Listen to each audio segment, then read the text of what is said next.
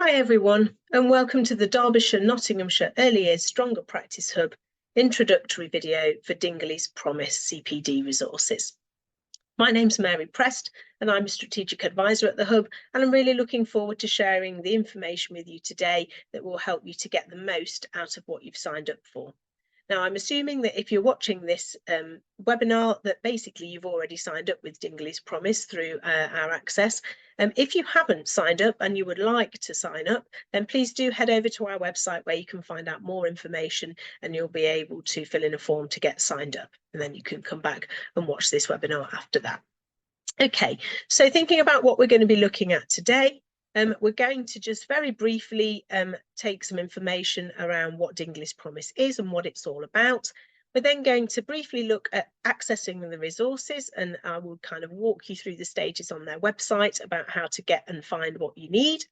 And then we're very briefly at the end going to spend a little bit of time considering how you can use these resources to support both your own development, but also to think about how you might make the impact more wide and how you might support your team if you're working in a team-based setting. Finally, we're going to finish off with a little bit of time just to think about some action planning and thinking about how we're going to make sure that our access to this CPD has impact on the children that we work with. So hopefully you will find it useful and it will make a good start to your work with Dingley's.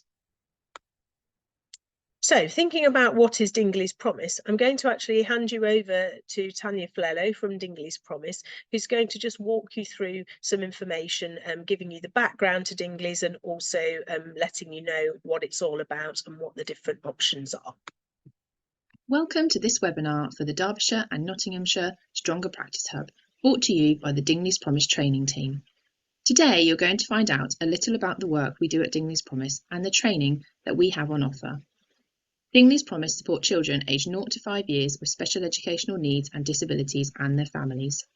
Our training aims to support settings including nurseries, preschools and childminders to work inclusively with children with SEND. So, a little bit of background information for you. Dingley's Promise is the working name of Dingley Family and Specialist Early Years Centres. It was first set up in 1983 in Reading, Berkshire to support families attending hospital appointments with their children. The need then grew from there and we opened our first early years setting.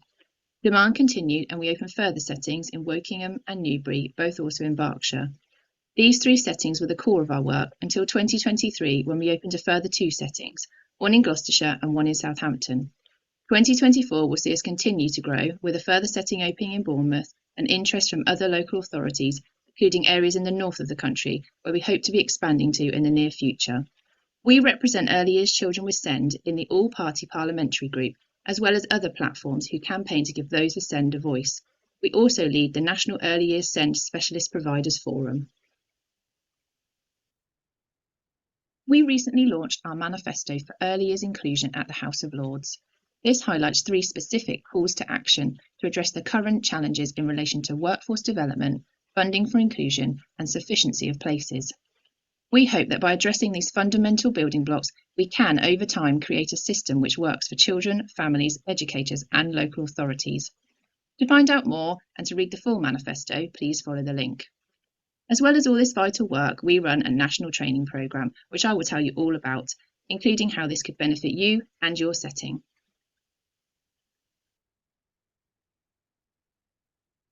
We provide a national training offer supported by the Department for Education and Comic Relief to deliver training to learners across many local authorities. The Changemakers Inclusion Training, which is funded by Comic Relief, has currently supported over 10,000 learners, and the hope is that this will increase to 30,000 by 2026. Currently, the number of children with SEND is rising.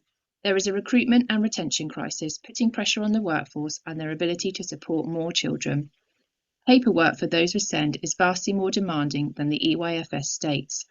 There are complicated funding systems in place, which sometimes make it hard to access vital funds. Due to all of this, more settings are turning children with SEND away. Our main aim is to make sure as many settings as possible have the knowledge and confidence to be inclusive of children with SEND by skilling up the early years workforce and increasing parent confidence. Dingley's Promise currently offer 2 avenues of training. We have a Level 3 Early Years Inclusive Practice course. This is an assignment-based accredited course which will take a minimum of 4 months, and it's for practitioners who already have a Level 3 childcare qualification. But what you're here today to hear more about is our short, accessible online courses, which can be done by all staff in nurseries and preschools, as well as childminders. We currently have 5 courses on offer. This will soon increase to 10 courses, meaning that learning can be continued beyond what we have available at the moment. Not all courses need to be done, and you can access the ones that are most relevant to your current needs. You may be wondering where our training began and how we went from running SEND nursery sessions to having a national training programme. Our Level 3 course was developed a few years ago now and was aimed at giving mainstream settings a deeper understanding of how to work inclusively with children with SEND. This is a lengthy course though and requires many hours of input, which a lot of practitioners did not feel they have the capacity to complete alongside work commitments. During the first COVID lockdown, we were approached and asked if we ran any short courses which practitioners could do while they were at home. This gave us the incentive to produce our first short course based on our Level 3 Inclusive Practice course, which could be done online in a much shorter time frame, while still ensuring it gave learners the essential knowledge and skills to support children with SEND. From there, we further developed more courses based on current gaps in training and topics which were felt to have the highest need. Let's move on to look at each of our short courses in a bit more detail. The first of our courses is our Introduction to Early Years Inclusive Practice. This includes 3 units aimed at increasing your knowledge on inclusivity and giving you practical skills to help support more children with SEND. Unit 1 looks at enabling environments. This includes thinking about not just the physical environment, but also the learning environment, sensory environment, and the communication environment. It looks at the importance of all these factors in ensuring a child feels fully included. Unit 2 delves deeper into the learning strategies and looks at the importance of understanding schemas, as well as giving examples of teaching and communication strategies which can be used to improve children's development. And Unit 3 looks at the idea of how communities raise children, not individual people. It explores the importance of teamwork, partnership working with parents and other professionals, and the funding that may be available to ensure children with SEND and their settings have the support they need. This course includes webinars to watch, links to further learning, and lots of practical skills for you to try out.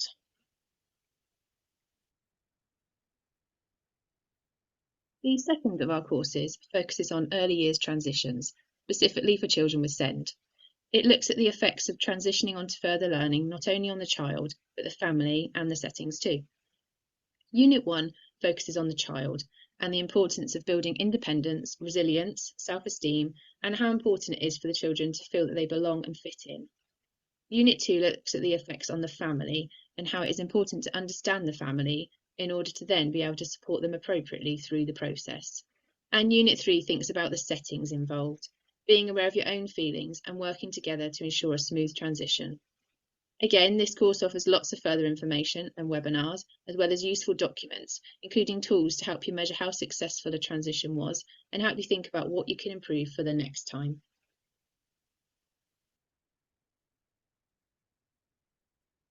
Our third course looks at behaviours that challenge. Again, it is split into 3 units and looks at not just the child, but also the setting and family too. Unit 1 focuses on the child.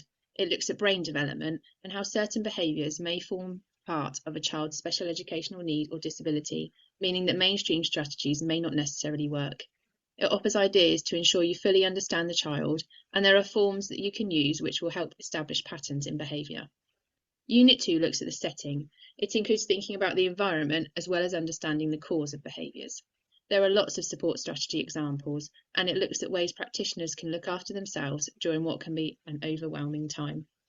Unit 3 thinks about the family, including attachment theories, parenting styles, and ways to support them through signposting and further information. There are lots of activities and strategies to try out, as well as lots of further learning links.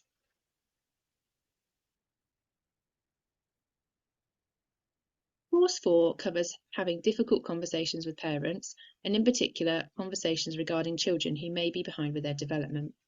Unit 1 looks at communication skills and how this influences the response received from parents. It includes information on non-verbal communication, listening skills, and gets practitioners to really think about what they are saying and how their demeanour may have an effect on the parent.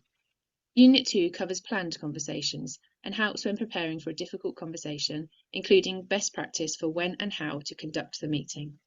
And Unit 3 covers unplanned conversations. It gets practitioners to look at their settings, policies and procedures and gives useful strategies for dealing with working alone and encountering confrontation either in the workplace or outside of working hours. Lots of useful activities and documents are included throughout the course.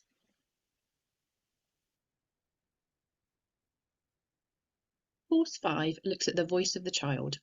Unit 1 covers many different communication methods, including the use of signing and pictures to aid children's ability to express themselves. It also covers strategies to support communication development and looks at the importance of play and using planning in the moment as a tool for building on a child's communication skills. Unit 2 looks at the importance of building relationships with not only the child but their family too, bridging the gap between home and setting and helping to support the family to understand the importance of their child's voice no matter what method they use. And Unit 3 covers international perspectives and strategies that practitioners can use to support listening. There are many videos to watch and further learning opportunities throughout the course.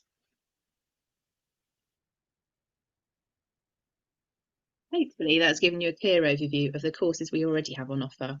As I said earlier, we are looking at developing a further 5 courses soon.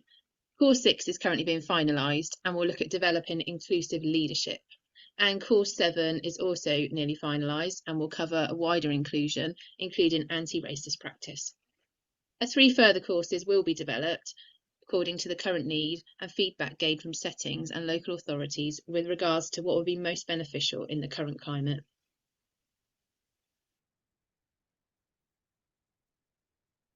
Now you know all about the courses we have on offer, what are the benefits of doing them for you personally and for your setting as a whole?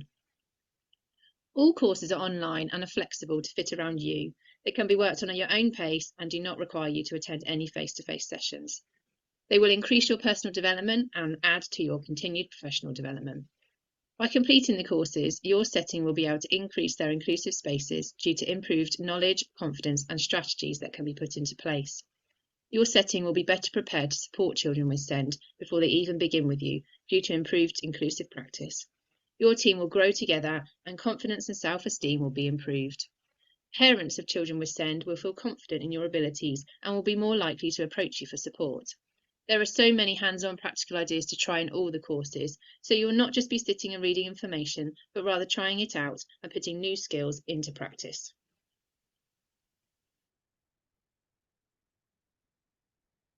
We have had lots of lovely feedback from those who have completed our courses. Here are just a few for you to read. We are really proud that over 90% of learners now feel that they can support more children with SEND as a result of doing our courses, and we hope that you will feel the same. I'll give you time just to read the feedback on this page.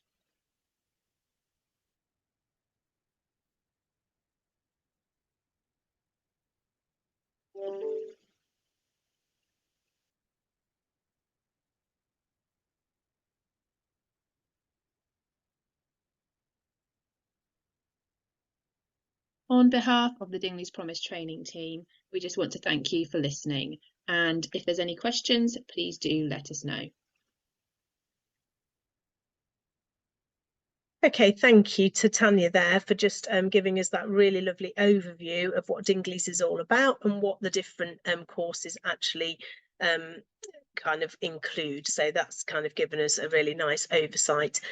One of the things I just wanted to say is at this stage you've probably signed up with the hub and you've been given access to whichever course you rated as number 1 on your sign up form. At the moment we're just giving 1 course to each setting that signs up. But what we are potentially thinking about doing in the future, depending on what the take-up is like, it might be possible for you to have access to an additional course, depending on how popular the take-up is. So we'll obviously keep you up to date with that, and if there's the opportunity to have access to another course as well as the one you've already got, then we'll obviously let you know by email, and we'll contact you and see which one you would like to have access to second. So hopefully that's helpful to know.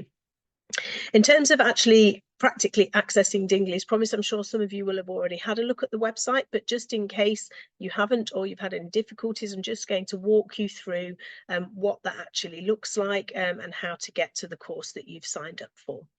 So on the Dingley's website, you'll notice that along the top left here, you've got the Dingley's Promise logo, and then it says Home, Dashboard and Resources. And if you click on Dashboard, you'll see here that it shows you your different learning pathways. And in this instance, I've signed up for Behaviours That Challenge. So you'll see that course listed there. And just underneath where it says Behaviours That Challenge, it says Learning Content. So if I were to click on Learning Content, it would open up this next little bit underneath where it would detail Behaviours That Challenge. And then if I click on that Behaviours That Challenge, it takes me through to the detail of that particular course. And you'll see that for Behaviours That Challenge, there's a range of things here. So there's the course workbook. There are the resources that sit alongside the workbook. There's a little quiz there to check my knowledge and understanding as I go through. And then there is the completion certificate and the post-course survey. So hopefully that's fairly straightforward in terms of accessing it. For different courses, you'll find that there are different types of resources. So some may include webinars, some may include resources, all of them will include the workbook, but each one will have been designed with whatever is required to complete that learning for you. So when we think about how to use those resources most effectively, as a hub, we've kind of got some ideas around the different ways in which we think you might use those resources. So every course comes with the downloadable workbook, which I've already obviously mentioned, and obviously Tanya referred to as well. There are associated webinars for some courses, and some courses will have webinars coming online in the future, so look out for those. You can obviously use these resources independently and work through the workbook at your own pace. But equally, you can think about whether or not you want to share your learning with your team, for example, during staff meeting times. Sometimes it can be really helpful to take time to reflect on what you've learned and to share that with colleagues and have discussions about what that looks like in your setting and what that might mean for your practice. So have a think about that and how you might spread your learning more widely. We would suggest that the learning's best accessed over a period of time with chance in between to reflect on the content and also to plan any actions in response. I would say, you know, these workbooks are absolutely packed with really valuable information, lots of practical suggestions. There's really a lot to get your head around. So I think, you know, to just kind of think, oh, I'm going to sit down and read the workbook and that'll be it, is to do yourself a disservice, really, and to miss out on the opportunities that the materials present. So really have a think about how you might want to access the materials and what you might want to do with them. Some of the things that you might want to think about when you're making those decisions is to do with these things which I've laid out here. So we might want to think about the people involved. So is it just going to be you doing it independently? Is it going to be you sharing your knowledge with other people in your setting, with your colleagues? Think about who you want to access the resources and who's going to most benefit. Is it that you want more people to sign up for it? So have a think about all of those things. And once we're thinking about actually accessing the resources, we're going to think about things like, well, when's that going to happen? How frequently? How long are we going to spend on it? Over what period of time is that going to be? And when's a good time during the working week? You know, often at the end of a day working with young children, I'm sure you'll all be able to empathise, we can feel absolutely exhausted. So thinking about when's going to be the best time for us to do that so that we can really get the most out of it can be really helpful. We also might want to think about whereabouts we're going to be when we access this CPD. So in your busy setting, in your office, for example, if you're a little bit short-staffed, maybe isn't going to be the best choice of time or place to do that because you're going to be getting frequent interruptions, which is not going to give you the time and space that you need to really engage with the content. So have a think about that. And obviously influencing where you do it is going to be considerations around who you're going to be working with or whether it's just going to be you on your own. So obviously in terms of accessing the resources, you're going to need access to some kind of online bit of kit. So it might be a computer, a laptop, a tablet, whatever it's going to be. We definitely think something bigger than a phone screen would be recommended. You might want to print off a copy of the workbook or any supporting information so that you've got that there to hand to refer to. Depends what works for you, really. And then when we start to think about impact of this CPD, we really want to think about what's the leadership support like in our setting. If we're in a day nursery or a school, or in a childminder setting with childminder assistants, you know, are leaders on board with what we're trying to do here? Because having leaders on board can really make a big difference to the impact of any CPD that we do, because we're much more likely to be able to successfully implement positive changes to our provision if leaders are on board. So think about how that's communicated with leaders if you're not already the leader yourself.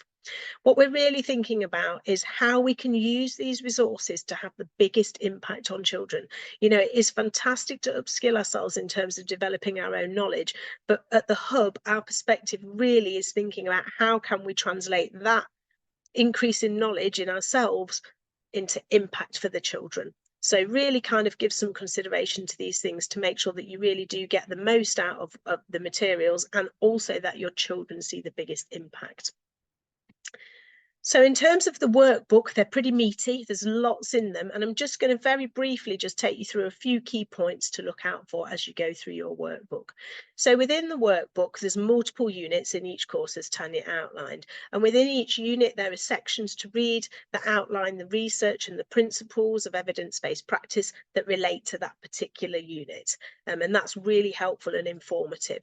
But there are also these key things within each unit. So they're highlighted in little boxes, which makes them really easy to pull out. And you might have things to do, which are in blue activity boxes. You might have webinars to watch, which are in the yellow boxes. And you might have future learning opportunities, which may be from Dingley's or maybe from elsewhere.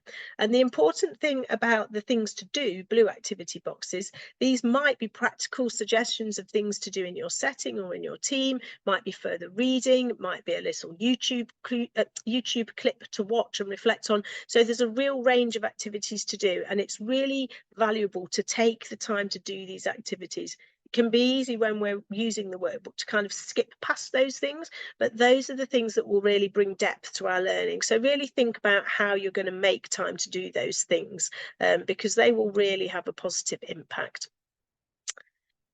Okay, so there's an example here just of a particular page in the enabling environments unit. And section 1 here is all about the physical environment. This is from the Introduction to Early Years Inclusive Practice training course. And you'll see there that there's a section which has the information in, and then at the bottom of the page, there's that activity that you can do.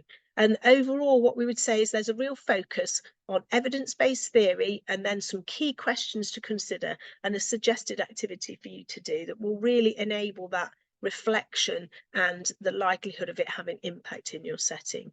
As you work through, you'll see that that type of format is kind of consistent all the way through, with different things to do and think about and look at. So hopefully that's really helpful and will help to kind of bring things to life. So in terms of action planning, obviously I've talked about some of the things that you might need to consider when you're thinking about how you use the materials. I've got a little activity now for you to do, so you might want to pause this webinar for a moment to do this activity. Obviously you could skip past this and come back to it later, it's up to you, but I would say while you're sitting here and you've taken this time, give yourself permission to have 10 minutes to actually spend some thinking time, because that can be really helpful and will really get you off onto the right foot. So what we would suggest here is that you just take 10 minutes to look over your workbook and choose one section that you feel is most relevant or most interesting to you or to your setting, and then think about how you could use this section to support the professional development for yourself, or how you might share that learning with your team, and begin to make a plan about what you might do. So I'll give you a chance to pause the video now, and I'll join you in 10 minutes.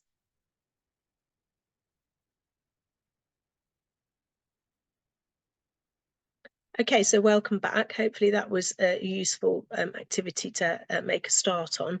What we would suggest that you do now is to go away after this webinar and share your ideas and plans with your colleagues, and discuss potential barriers with them. So think about those things that we talked about earlier in terms of time, space, resources, leadership support, and think about what the barriers to success might be. And the reason that we ask you to do that is because thinking about potential problems in advance will allow you to plan what you're going to do about them. And this means that you're much more likely to be successful in your plans going forwards.